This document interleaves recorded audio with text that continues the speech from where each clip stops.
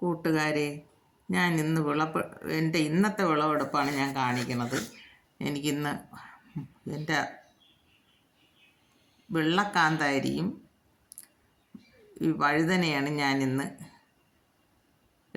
വിളവെടുക്കുന്നത്. അതാണ് ഞാൻ ഇന്ന് കാണിക്കുന്നത്. ഇത് കണ്ട എൻ്റെ വെള്ളക്കാന്താരി എന്ന് പറയുന്നത് ഇതണ്ട മുല്ലമൊട്ട് പോലെ കായ്ച്ച് കിടക്കണണ്ട. ധാരാളം കായാണ് കിടക്കണത്. പറിച്ചാൽ തീരാത്ത കായുണ്ട്. എനിക്ക് 3 മൂട് മുളവേ ഉള്ളൂ. 3 മൂട്ടിലും ധാരാളം കായ്ച്ച ഇപ്പോൾ ഉണ്ട്. അത് ഇന്ന് ഞാൻ പറിക്കുന്നതാണ്.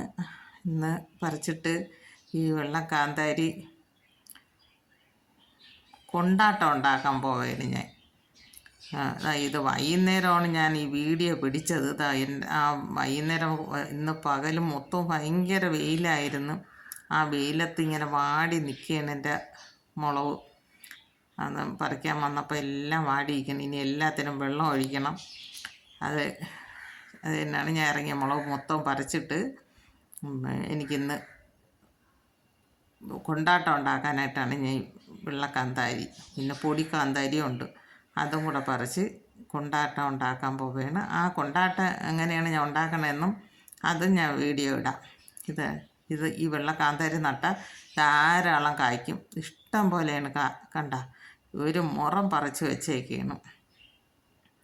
1.5 കിലോ ഉണ്ട്. ഇതൊക്കെ നമ്മളെ വീട്ടിൽ നട്ടുപിടിപ്പിച്ച ധാരാളം കായ്ച്ച് കാണിക്കും. അതുപോലെ തന്നെ ഈ പച്ച വഴുതനങ്ങ ഇഷ്ടം പോലെ കായ്ക്കും.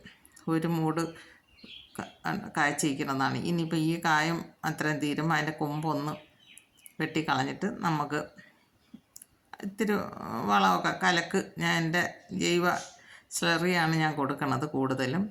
അത് കഴിയുമ്പം അത് വീണ്ടും അടുത്ത സ്റ്റെപ്പ് ഇങ്ങനെയാണ്. ഞാൻ ഒരു വിളവെടുപ്പ് കഴിയുമ്പോൾ അടുത്ത ഉടനെ തന്നെ ഇത്തിരി കൊമ്പൊക്കെ വെട്ടിയിട്ട് കൊടുക്കും, വളം കൊടുക്കും.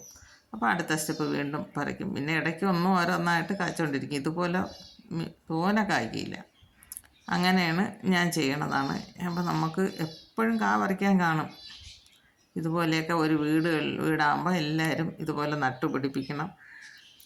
എൻ്റെ ഈ വീഡിയോ ഇഷ്ടമായെങ്കിൽ ലൈക്ക് ചെയ്യണം, ഷെയർ ചെയ്യണം, സബ്സ്ക്രൈബ് ചെയ്യണം. ഇതുപോലെ എല്ലാവരും നട്ട് നോക്കുകയും വേണം. ഇത് നമ്മുടെ ആവശ്യത്തിനുള്ളതെല്ലാം ജൈവവളം മാത്രം ഇട്ട് നമുക്ക് നട്ടെടുക്കാമെന്നുള്ളതേ ഉള്ളൂ.